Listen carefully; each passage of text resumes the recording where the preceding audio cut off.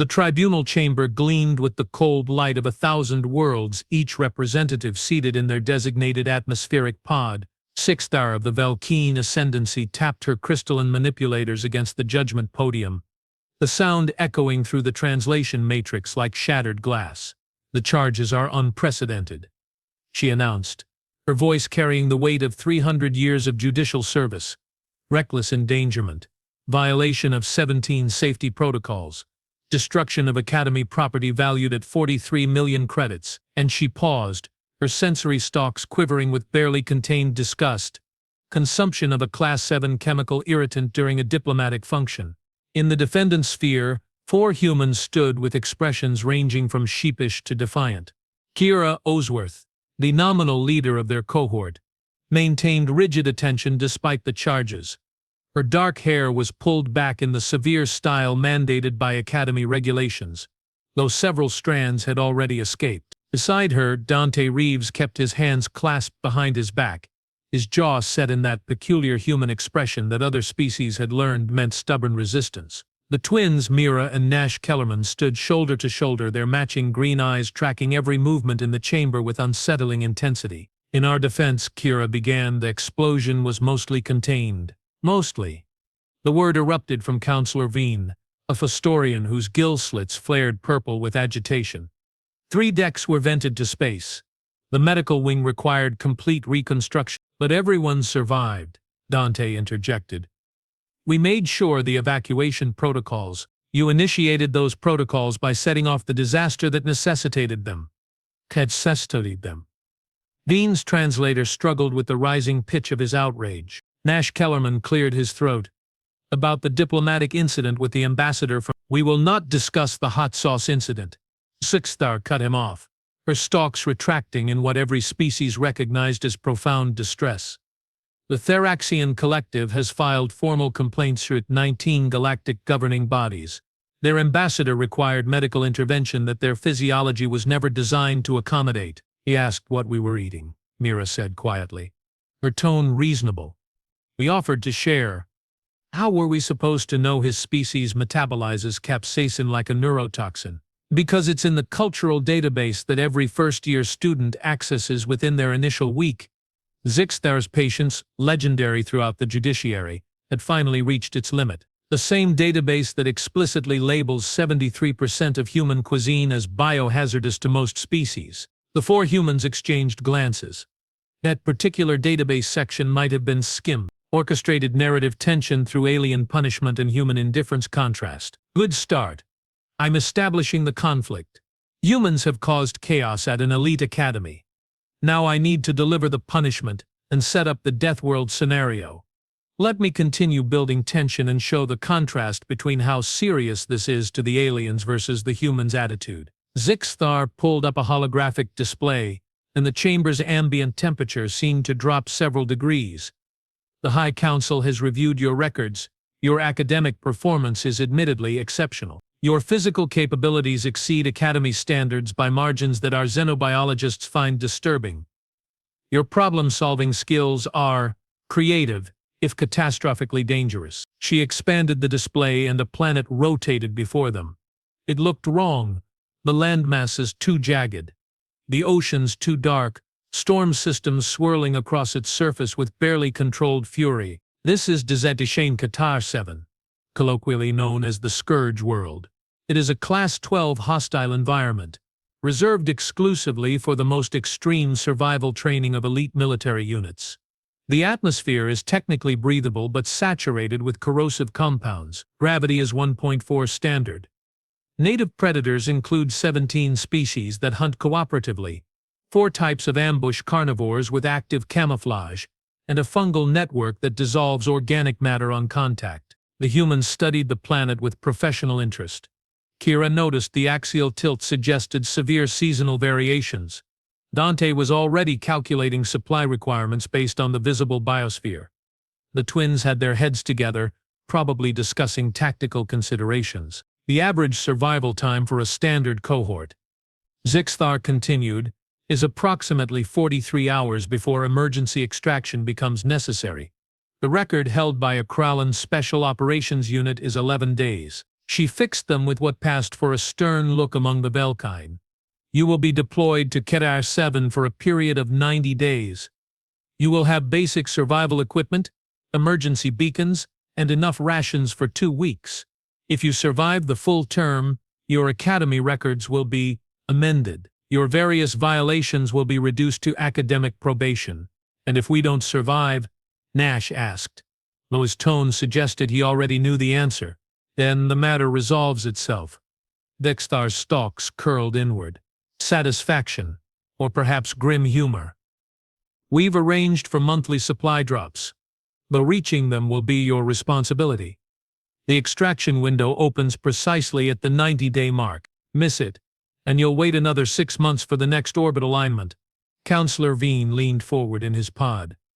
This is your opportunity to demonstrate that humans belong in civilized space, that you can follow protocols, exercise caution, and survive in conditions that would challenge the most advanced species in the collective. Kiera straightened. We accept the terms. You don't have a choice, Vane began. But Zixtar raised a manipulator. The sentence is pronounced. Transport departs in 3 hours.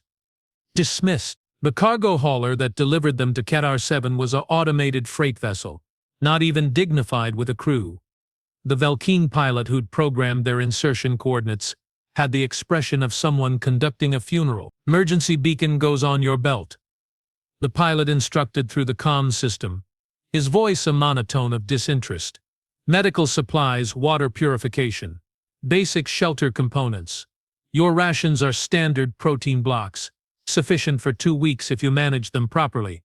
After that, he didn't finish the sentence. After that we improvise, Kiera said, checking the seals on her environment suit.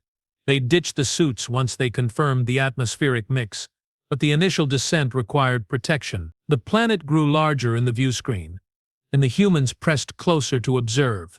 The dayside showed roiling storm systems and dark continents split by rivers that gleamed like metal. The nightside sparkled with bioluminescence, not the gentle glow of Earth's oceans, but aggressive patterns that suggested predator and prey engaged in an eternal light war. Pretty, Mira observed. Pretty lethal, Nash corrected, though he was smiling. Drop zone is equatorial, the pilot announced. Minimal volcanic activity in your sector, though seismic events are common. Prevailing winds should keep the worst storm systems offshore for at least your first week. Should. Dante raised an eyebrow. Weather on Kedar 7 is dynamic. Good luck, humans. You'll need it. The cargo pod detached with a clunk that resonated through their bones. For several minutes they fell in silence, watching the planet's surface resolve into terrifying detail. Forests that looked more like sea anemones, their canopies swaying despite being kilometers from any ocean. Rivers that changed color as they watched, suggesting chemical compositions that shifted with temperature or pressure. And everywhere, movement. The planet was alive in a way that Earth, for all its biological diversity, had never been. Brace for impact. Kiera called, and they grabbed the restraint webbing. The pod's retro thrusters fired, slamming them against their harnesses.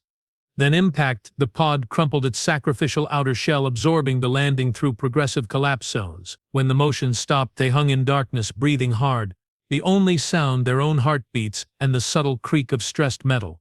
Then from outside something screamed. It wasn't a mammalian sound or avian, or anything from Earth's evolutionary playbook. It was a resonant, multitonal shriek that seemed to vibrate through the pod's hull and directly into their inner ears.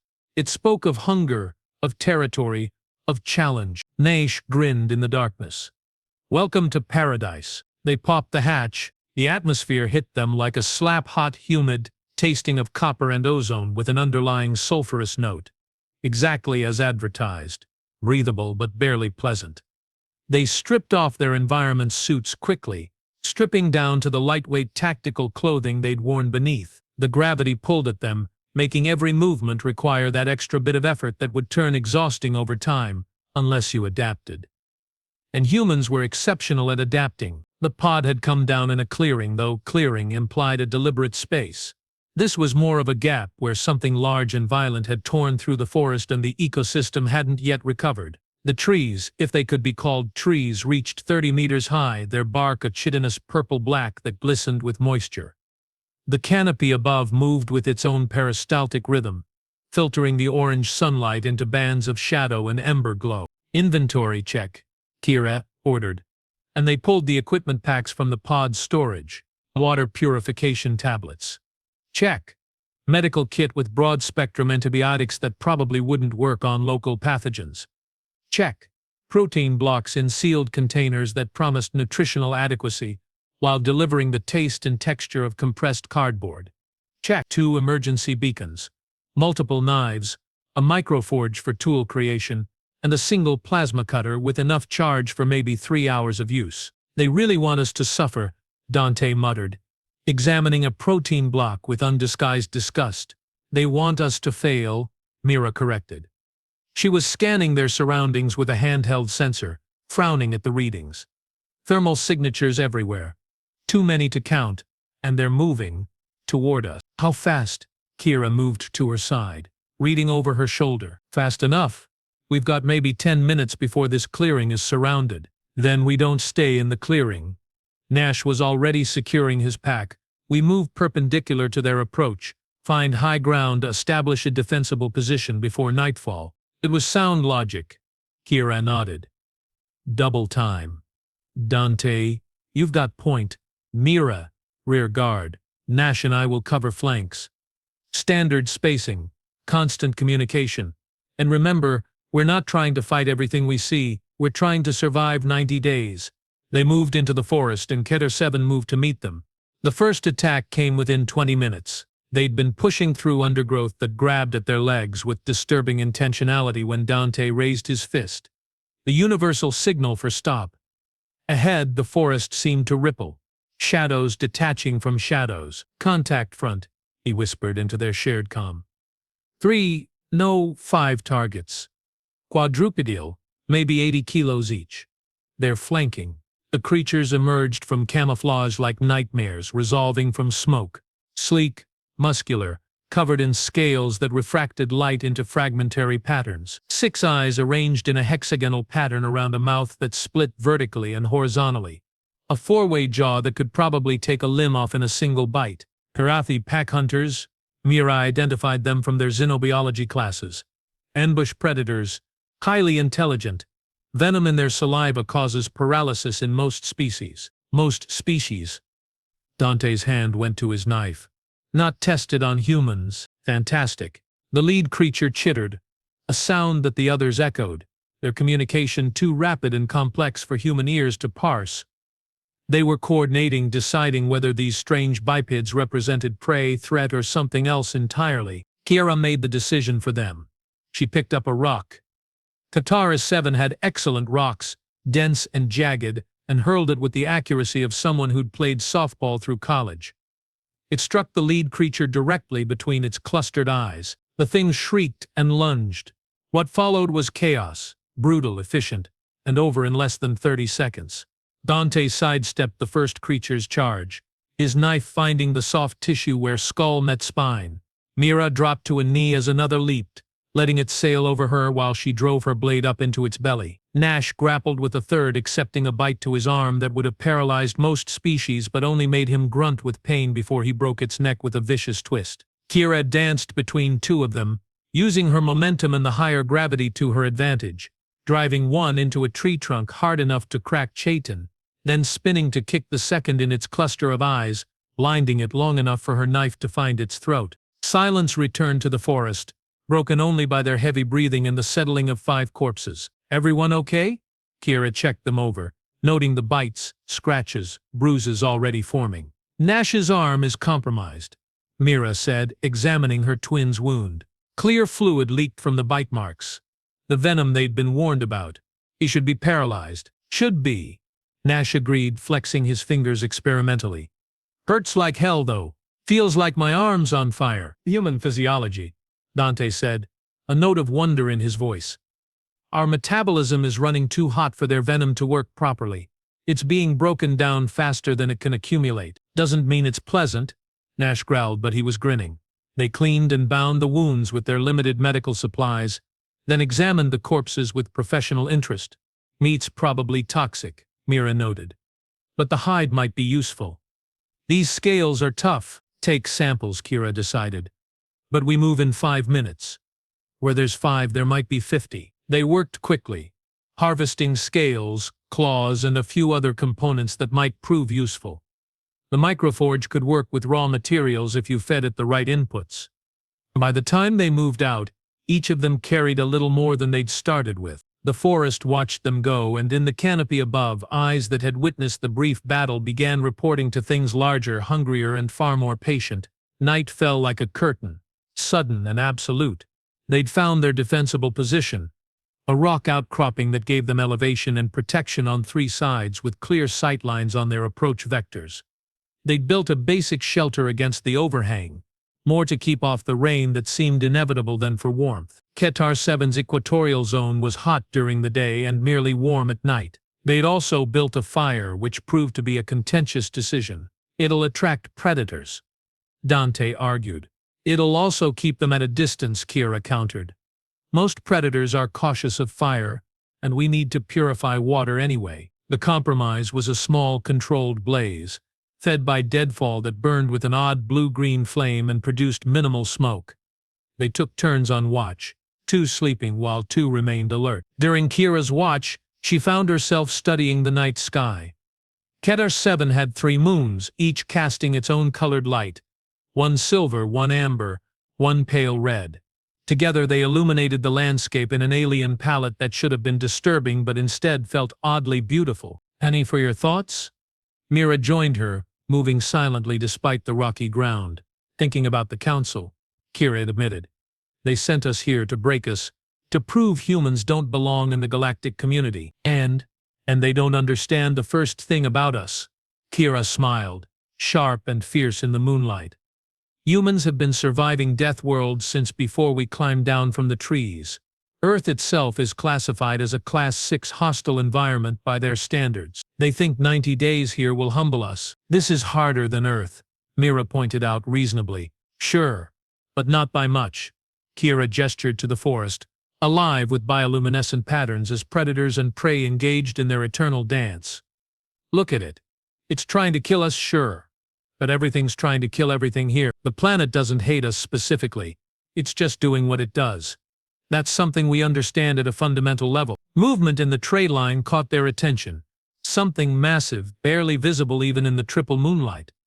It observed them for a long moment, then moved on, deciding they weren't worth the effort. Question is, Mira said softly, do we just survive or do we thrive? Kiera's smile widened. Let's thrive, let's show them exactly what humans can do when you put us in our element. This is our element. Any Deathworld is our element. We're from Earth, remember? We're not afraid of the dark. From the forest, something howled. A long, ululating cry that spoke of territory and challenge and the endless hunger that drove all life on Kadar 7. In their shelter, 4 humans settled in for the night, and if their sleep was light and restless, it was the restless sleep of predators, not prey. Tomorrow, they would begin their real work. Surviving was just the baseline. The planet had no idea what it was dealing with. The supply drop arrived on day 32, precisely on schedule. It landed with a sonic boom that rattled the valley, marking its position for anything with ears for a dozen kilometers in every direction.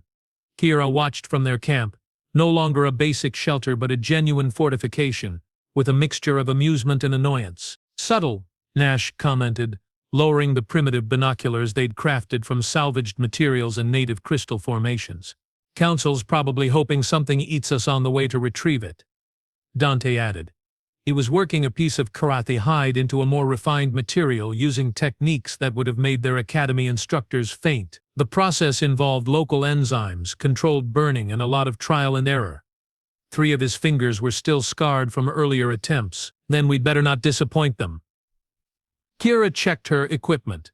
No longer the basic academy issue but an eclectic mix of salvaged tech and handcrafted tools that would horrify any safety inspector. Her knife had been replaced by a blade forged from the bones of something that had tried to eat Mira in week 2. Turned out, when properly treated, the calcium silicate composite was sharper and more durable than standard ceramic. Full loadout, she ordered. Assume hostiles. They moved out in formation, but it was a different formation than they'd used on day 1. Now they moved like they belonged here, reading the subtle signs in bark texture that indicated lurking ambush predators, avoiding the purple moss that produced contact paralytic, stepping over the tripwire roots of carnivorous plants with casual familiarity. The forest had tried to kill them for 32 days. They'd learned its language. The supply pod had cratered in a riverbed, which was both convenient and problematic. Convenient because the toxic water meant fewer predators. Problematic because the water itself was trying to dissolve the pod's protective coating. "Move fast," Kiera commanded, and they splashed into the river. The water burned, a low-grade chemical burn that their modified skin treatment could handle for short periods. They'd learned to make the treatment from rendered fat, local plants, and another round of experimentation that had left Nash with impressive blisters for a week. The pod's emergency release was accessible, and within minutes they had it open. Inside, more protein blocks, replacement water purification tablets, fresh medical supplies. "Is that?" Dante stared at the contents with something approaching religious awe. "Coffee," Mira confirmed, pulling out a sealed container. "Real, actual coffee." "Okay, maybe the council doesn't completely hate us." Nash revised his position. They loaded up quickly, but Kiera's instincts were screaming at her. Something felt wrong. The forest was too quiet, the usual background chatter of life and death absent in a way that suggested everything was either hiding or waiting. "We've got company," Mira said quietly, her eyes on the tree line. Big company. It emerged from the forest like a landslide given purpose and malice. The Keter 7 had apex predators, and the humans had caught glimpses of them over the past month. Massive, armored, moving with the confidence of something that had never known fear. This one was easily 4 meters at the shoulder. Built like a tank, had mated with a crocodile and produced something that evolution had been saving for a special occasion. The Velkeen xenobiologists called them devastators. The name was not metaphorical. "Oh shit," Dante said with feeling. The creature roared, and the sound was physical. Pressure waves that rattled their bones and turned their intestines to water. It charged, and despite its size, it was fast. Terrifyingly fast. "Scatter!" Kiera screamed, and they dove in different directions. The devastator's claws raked through the space where they'd been standing, gouging furrows in rock that should have been impervious. It swung its massive head, tracking Mira with predatory focus, and lunged. She rolled, came up throwing, and 3 carefully crafted throwing spikes made from processed bone, weighted perfectly, sharp enough to split hair, slammed into the creature's eye cluster. It roared again, but this time with pain and rage. Blinded on one side, it thrashed, its tail sweeping through the riverbed and sending water cascading. "Flanking maneuver," Nash called, already moving. He and Dante split, approaching from opposite sides while the creature's attention was on Mira. Kiera made a decision that the Academy would have called suicidal. She ran straight at the Devastator, using the higher gravity to her advantage, and leaped. Her momentum carried her onto its back, between the armored plates, and she drove her bone blade down with all her strength, aiming for where xenobiology suggested the neural cluster should be. The blade sank deep, and the creature bucked like a planet trying to throw off its atmosphere. Kiera held on, both hands on the blade, using her weight to drive it deeper. Below her, the twins coordinated perfectly. Nash went low, hamstringing one rear leg with a long slash that parted tendon and muscle. Dante went high, his blade finding the soft tissue at the throat. The Devastator collapsed, a mountain falling, and the humans scattered to avoid being crushed. It twitched once, twice, then lay still. They stood around the corpse, breathing hard, covered in blood and river water and probably a dozen different toxins that would kill most species. "That," Nash said between breaths, "was intense." "That was breakfast," Kiera corrected, examining the corpse with professional interest. "Mira, is this thing edible?" Mira was already running her hand-built scanner over it. The one she'd cobbled together from the pod's electronics and local crystal formations that apparently had piezoelectric properties. "Muscle tissue reads clean. Relative high protein, weird amino acid chains, but our digestive systems should handle it." "Should. Won't know until we try." They field-dressed the creature with practiced efficiency, taking the choicest cuts and as much of the valuable hide as they could carry. The rest they left for the scavengers. Kedar 7 wasted nothing, and they'd learned to respect that economy. By the time they made it back to camp, loaded with supplies and fresh meat, The sun was setting in its usual spectacular fashion, the orange star painting the clouds in shades of crimson and gold. Month 1 survived, Dante said, helping to set up the new supplies.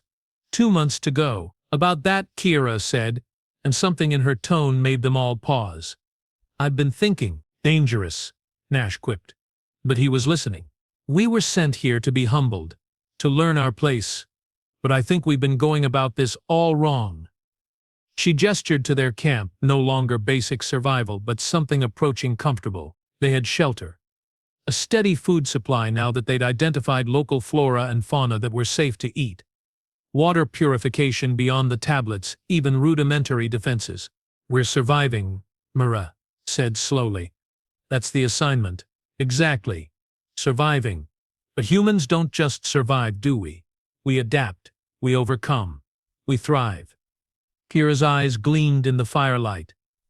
I say we stop treating this like a punishment and start treating it like an opportunity. Opportunity for what? Dante asked, though he was starting to smile. To show them exactly what humans can do, to turn this Deathworld into a garden. They stared at her, and then, one by one, they began to grin. You want to terraform Keter 7? Nash said, incredulous. Not terraform. That takes centuries. But establish a sustainable presence? Prove that humans can not just survive here, but build something lasting. Kiera nodded. Yeah, that's exactly what I want to do. The Council will lose their minds, Mira pointed out. Good. They need to understand something about humans. We're not dangerous because we're violent. We're dangerous because we refuse to accept that anything is impossible. That's incredibly arrogant. Dante said. Yep, I love it. They spent that night planning, their voices carrying across the valley, mixing with the sounds of Keter 7's nightlife. And if the predators heard them and stayed away, perhaps they sensed something that the galactic community was only beginning to understand. Humans weren't prey. They weren't even just predators. They were something else entirely. A species that looked at hostile environments and saw potential, that faced deathworlds and thought challenge accepted. Over the next 60 days, they proved it. They started with agriculture. The protein blocks from the supply drops were nutritionally adequate but psychologically devastating. Humans needed variety, flavor, the satisfaction of eating something that didn't taste like compressed sadness. Mira took point on this, applying her xenobiology training in ways the Academy had never intended. She identified local plants with edible properties, cross-referenced them with human nutritional needs, and began experimental cultivation in a cleared area near camp. This one, she explained, holding up a tuberous growth that looked like a purple potato had a baby with a pineapple, is toxic to most species. But the toxin is actually an alkaloid similar to caffeine. Roast it, grind it, and we might have something drinkable. Might? Dante looked skeptical. Science requires experimentation. The first batch made them all violently ill. The second batch was merely unpleasant. By the third batch, they had something that didn't quite taste like coffee but delivered the caffeine hit they'd been craving since their supplies ran out. Nash focused on infrastructure. He'd always had a talent for engineering, and Keter 7 provided endless resources for someone creative enough to use them. The chitinous trees, when properly treated, could be shaped into structural local clays, fired in their increasingly sophisticated kiln, produced waterproof ceramics. Metal ore existed in surface deposits, accessible to anyone willing to risk the creatures that nested near them. We're basically speedrunning human technological development, he observed, watching a primitive but functional water wheel turn in the river's toxic flow. Stone Age to Iron Age in 2 months. Humans have always been good at that, Kiera said. Most species develop technology over millions of years of gradual evolution. We did it in 10,000, starting from basically nothing. Why do you think that is? Because we're persistent, and a little bit crazy. Dante took on the role of hunter and defender, though those titles undersold his contributions. He learned the patterns of local predators, identified their territories, and began the careful work of establishing humanity's place in the ecosystem. Not at the top. Nothing was truly at the top on Keter 7, but as a force to be respected and avoided, he also continued his experiments with local materials, producing increasingly sophisticated tools and weapons. His masterwork was a bow strung with processed sinew and firing arrows tipped with bone composite points. It had a draw weight that would have required mechanical assistance for most species. Dante could draw it one-handed. Kiera coordinated it all, but she also pushed for something more ambitious.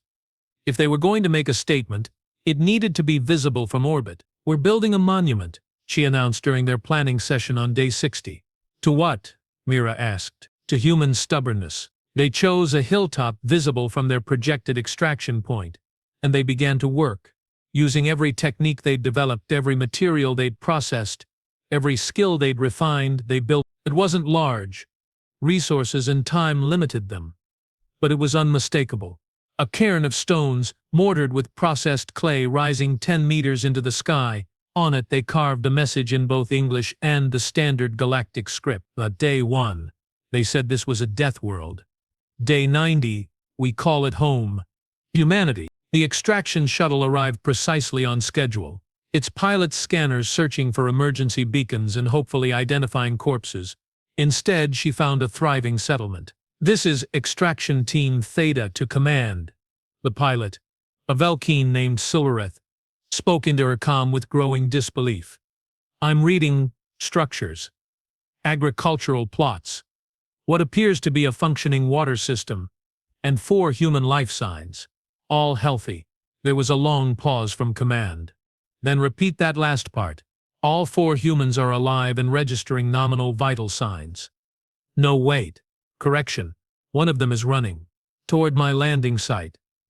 Very fast." A Singer sprinted across the valley they'd claimed, her muscles adapted to the higher gravity, her lungs efficient with the harsh atmosphere. She hit the clearing where the shuttle was descending and skidded to a halt, grinning up at the alien pilot's viewing port. Silvereth stared down at her. The human was covered in scars, sun-dark, lean with the kind of muscle that came from constant physical exertion. But she was smiling. Actually smiling. The shuttle touched down, and Silvereth cautiously opened the hatch. Kiera jogged up the ramp like she was meeting friends at a cafe, not concluding a 90-day survival ordeal on a Class 12 hostile environment. "Good timing," Kiera said cheerfully. "We just finished the monument. Want to see it before we leave?" Monument. Silvereth's translator struggled with the concept in this context. "Come on, we'll show you. The others are packing up." Against every protocol and all common sense, Silvereth found herself following the human through what had been pristine, deadly wilderness, and was now still deadly, but marked with clear signs of human habitation. Paths worn smooth, markers indicating safe and dangerous zones, a camp that looked less like survival shelter and more like the beginning of a permanent settlement. The other 3 humans were indeed packing, but they took time to greet their pilot with the casual friendliness of people who'd just finished a moderately difficult camping trip. "Your arm," Silvereth said to Nash, noticing the scarring. "What happened?" "Kursathi bite. Day 1. He flexed his hand, showing full mobility. "Turns out their venom doesn't work properly on humans. Lucky us." "And that?" She pointed to a deep scar across Dante's ribs. "Devastator claw, day 32. Looked worse than it was." "You killed a Devastator." Silvereth's sensory stalks went rigid with shock. "Those are classified as extreme hazard. Even our military teams use heavy weapons and armored vehicles. We used knives and teamwork," Mira interrupted. "And then we ate it. Tasted pretty good, actually." Silvereth had no response to that. They led her to the hilltop monument, and she read the carved words with growing disbelief. Behind the monument, terraced agricultural plots stretched down the hillside. A permanent camp structure, built to withstand the planet's weather, stood at the valley's heart. Smoke rose from what appeared to be a functioning forge. "You were sent here to be punished," Silvereth said quietly. "To be broken. We were sent here to prove we couldn't adapt," Kiera corrected. "But humans have been adapting since before we had written language. Put us anywhere with oxygen and water, and we'll figure it out. This is a death world. So is Earth by your standards." Kiera looked out over the valley, and there was genuine affection in her expression. "Cathera 7 is tough, sure, but it's honest. Everything here is trying to survive, just like us. We respect that." "You respect a planet that's been trying to kill you for 3 months? Wouldn't you respect something that keeps you sharp?" Dante joined them. slinging his pack over one shoulder. His bow was collapsed and strapped to his back, a trophy and a weapon he clearly intended to keep. Look, we're not saying this place is easy, we're saying it's manageable. Humans have survived worse and called it home. Silrith thought about Earth's classification.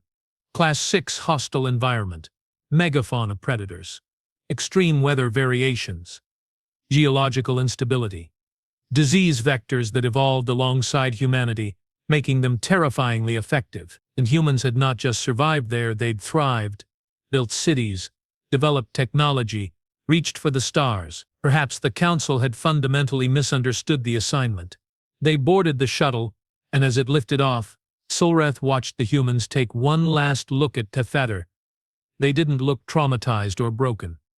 They looked thoughtful, almost nostalgic. "Will you report what you've seen?" Nash asked Silrith as they broke atmosphere. "I have to.